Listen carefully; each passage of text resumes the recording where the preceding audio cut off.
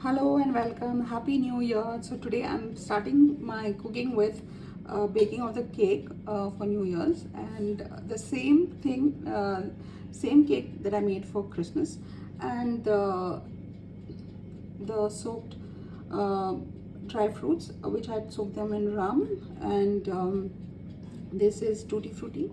This is 4 eggs, sugar, oil, and flour.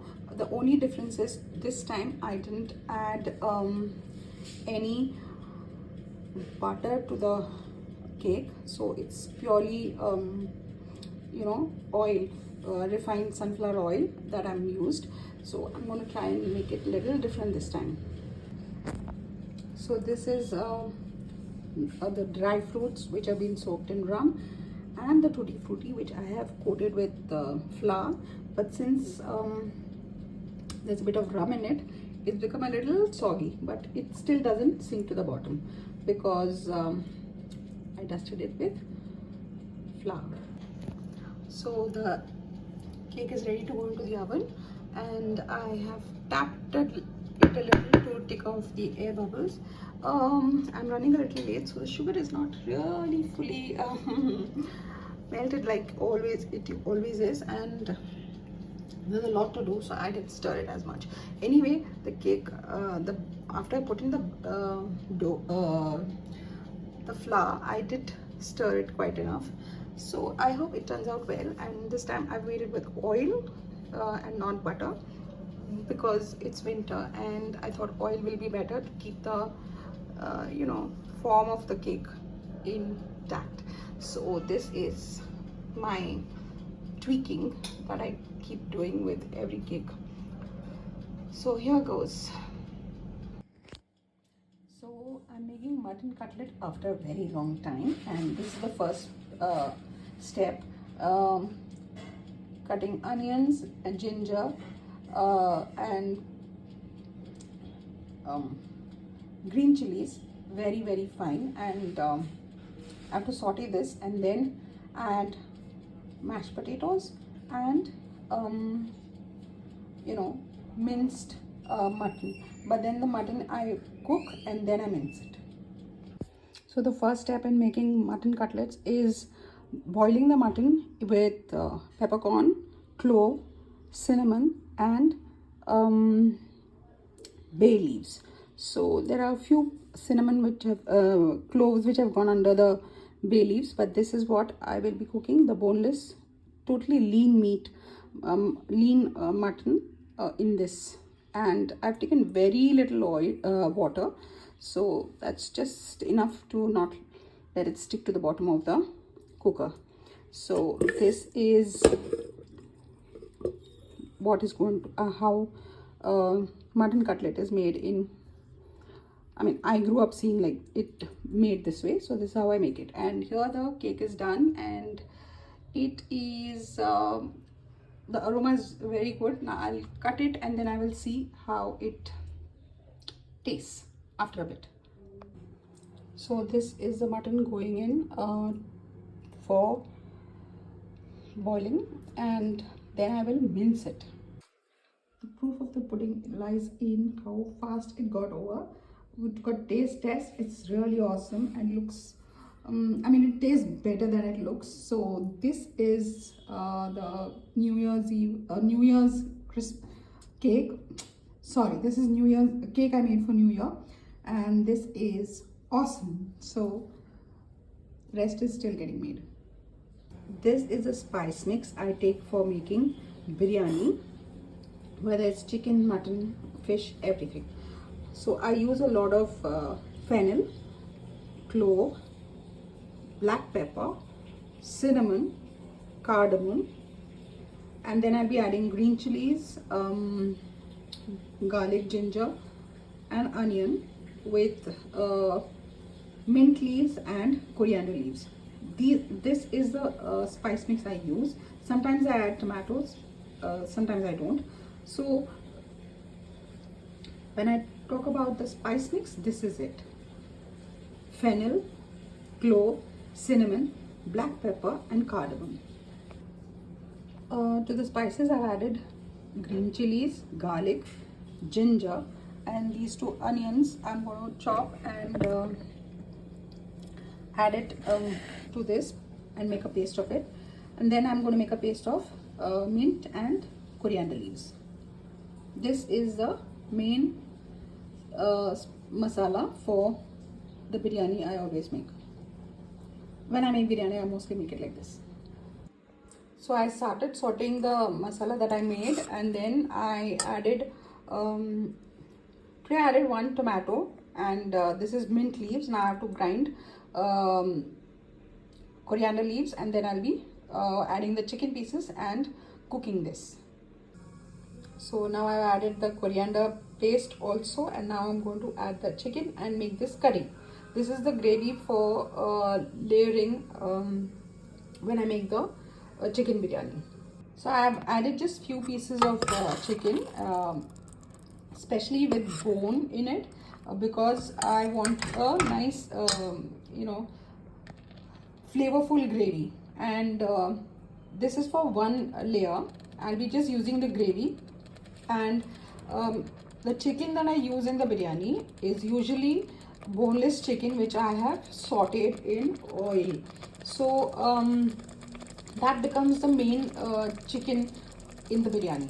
But for the flavor and the masala, I make this kind of a gravy with few pieces of chicken and a lot of gravy. So the chicken adds the flavor and aroma and everything else to the gravy, and this becomes one layer. So that's how I make it. I use just half kg of chicken at most for making the gravy. So the way I make cutlet is that first I saute onions, ginger, green chilies, a little bit of pepper powder, and curry leaves, and then I have taken 2 potatoes and boiled it with the mutton, and now I'm going to mash it into this for the binding. And then I'm going to take this, I'm going to drain the I don't know, a lot of water release when the mutton boils, and I'm going to boil it a little bit and reduce the water, and then shred it. So this is the shredded mutton with the sauteed onions and potato mash. So I'm going to shape these into cutlets and then start frying them.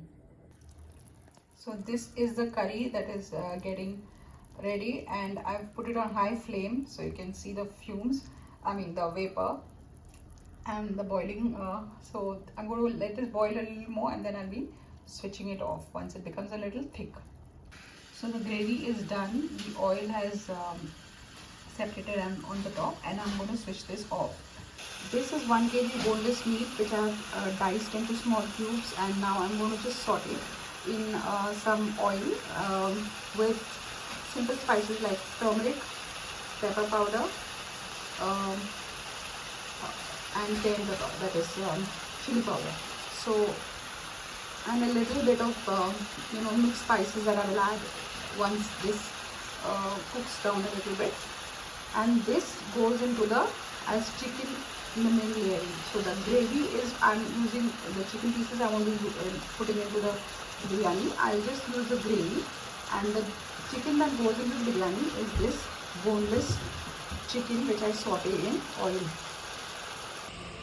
So this is done. It is fully cooked, and the taste is spot on, very very hot. So this is the last bit that I'm doing, that is sauteing onions to garnish, and this I'm making in the cooker in which I cook the mutton. So this is the last bit, and then I'll be through. So while the onions are sauteing, I've taken the biggest pan I have, and I'm starting to layer the biryani. So this is clarified butter, that is ghee, right on top, at the bottom. Then I'm going to put 1 layer of rice, curry, the chicken which I have sauteed and kept, again rice, curry, chicken I've sauteed and kept, and it goes the boneless chicken. So that is how I make the layering of the biryani. So the first layer of rice, I've taken plain rice because there's ghee at the bottom, like clarified butter at the bottom. So that will add the flavor to the rice. And now I'm going to add a bit of curry and the chicken. So I've put a little bit of gravy and a few pieces of chicken. And now I'm going to add the rest of the rice. This rice is aromatic rice in which I've also added clarified butter, that is ghee. There are like cloves, cinnamon, and cardamom and bay leaves in this rice, along with a bit of clarified butter. So the second layer of layering, I have put enough and more of the boneless sauteed chicken with gravy below this, and then the rice. Now I'm going to add some more rice, and then I'm going to add the sauteed onions. I have used simple organic rice, kolam rice.